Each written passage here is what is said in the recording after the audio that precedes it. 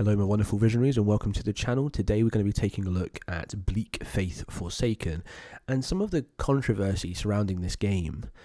If you're not entirely sure what Bleak Faith Forsaken is, it's a indie Souls-like made by Archangel Studios. They're a development team that consists of just 3 people.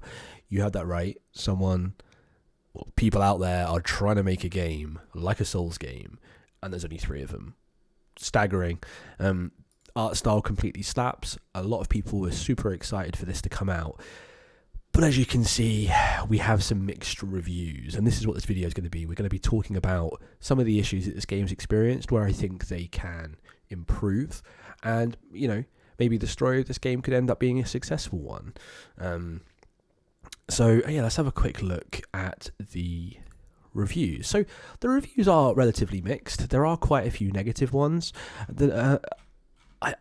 It's difficult because it seems to me that there's a husk of something here that is really, really interesting, super fascinating, something that could really take off, but it just isn't quite up to the standard that a lot of people are expecting. As you can see, there's a solid mix here. But if we go on just the negative reviews, we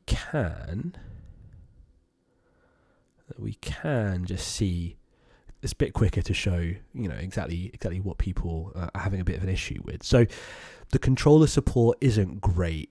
Keyboard and mouse is the main control scheme, but controller support doesn't seem like it really works properly. And for a Souls game, that is baffling. That is truly baffling to me.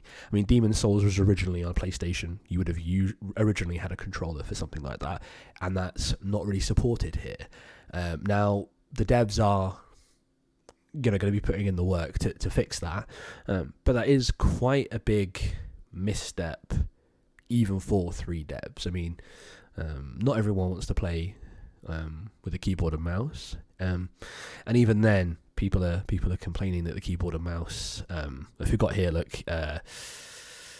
too floaty, especially with a game with traversal mechanics and precise combat. It's a shame too, because the atmosphere is so good, so immersive and mysterious. Regardless, I'm willing to revisit it later. This one's quite a brutal one here. Steps to enjoy Bleak Faith Forsaken. Unplug your controller because it's actually worse using one. Change your key bindings for keyboard because they're terrible. Play for less than 2 hours to experience how floaty and awkward the gameplay is. Refund. Savage. Absolutely savage. Another negative one here. Controller is not properly supported. Standard layout from the developers is total ass. You move too clunky and fast. There's a few glitches and bugs as well with specific bosses. I've seen people get stuck in bosses and have to reset, or boss triggers where the health of the boss is appearing on screen, but they're absolutely nowhere near the boss room.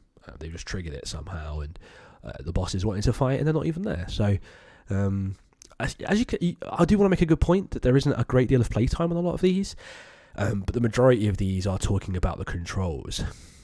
Controller does not work properly in the menu. Stick sensitivity is so high that it's almost impossible to use, and the bindings suck.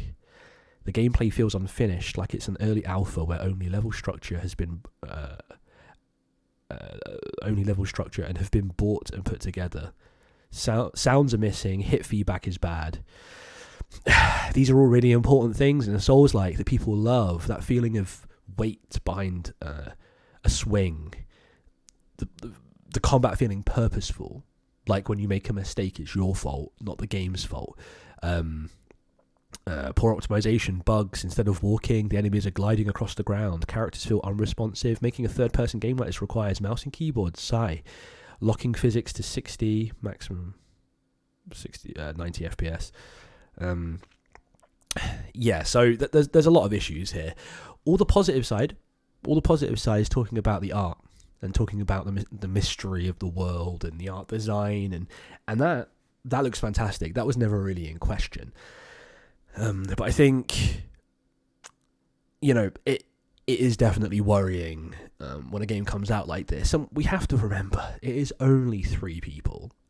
I find that completely outrageous. The idea of me grabbing 2 of my friends and saying, let's make Dark Souls is incomprehensible, right? So what they've actually made, the fact they've got as far as they have, is fantastic.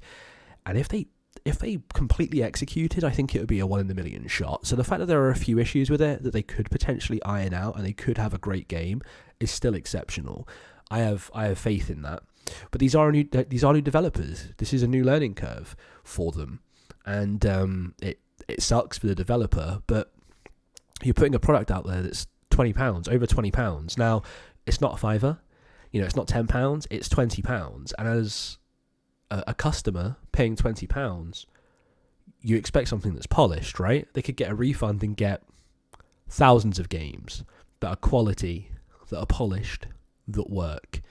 And this just doesn't at the moment. So I have super empathy for the devs. I think it's super empathy. Yeah, that's my thing. I have super empathy. Yeah, I think it's something that's a real shame, but something that they can inevitably recover from. I think the controller can be fixed. My main concern for something like this is the floatiness of combat. It is a bit worrying, the fact that wasn't nailed down. I was expecting there to be issues technically. Maybe frame rate didn't run properly, maybe pop in, technical issues that we would expect. I mean, AAA games are coming out right now and they're not being optimized properly. So, a game with a development team of 3, I definitely expected that. But the core gameplay is what is a bit worrying right now. And are they going to go back and tweak that and fix that? Because sorting out the controller is one thing, but changing how your whole game controls is another. And you would have liked to have thought that would have been one of the things that would have been nailed down earlier, and that seems to have not been the case. Now, development team of 3, how many people can you get to play test the game? Probably not that many. So it is what it is. It's difficult if they've not got a publisher. I'm not sure if they have. I think they're self-publishing it. I'm not entirely sure on that one. I need to double check. But that's the concern, is that people are saying the gameplay's floaty, they don't feel fully in control of their character, their movement is inconsistent. If that is something that doesn't get addressed, I don't think we can ever really move forward with this as a good title. So I have, full faith, some bleak faith, but some full faith, pardon the pun. I think that they can turn this around. They are a small team. I think we need to be patient. We need to be empathetic. It's difficult. And I can imagine if you've poured a lot of time into a game like this and there's a lot of hype surrounding it and you're getting crushed, that kind of sucks. So let's give these people some time. Have, by all means, Steam refund if it's not something that you're looking to play right now. Keep an eye on it, wait, and then if they fix it, back to the developers, give them the money, because they've got the husk of something that's fantastic here. It just seems as though they've just missed the mark on the execution, and it's a real shame, but people deserve second chances, and hopefully they turn it around. So thank you so much for watching the video, and I'll catch you in the next one.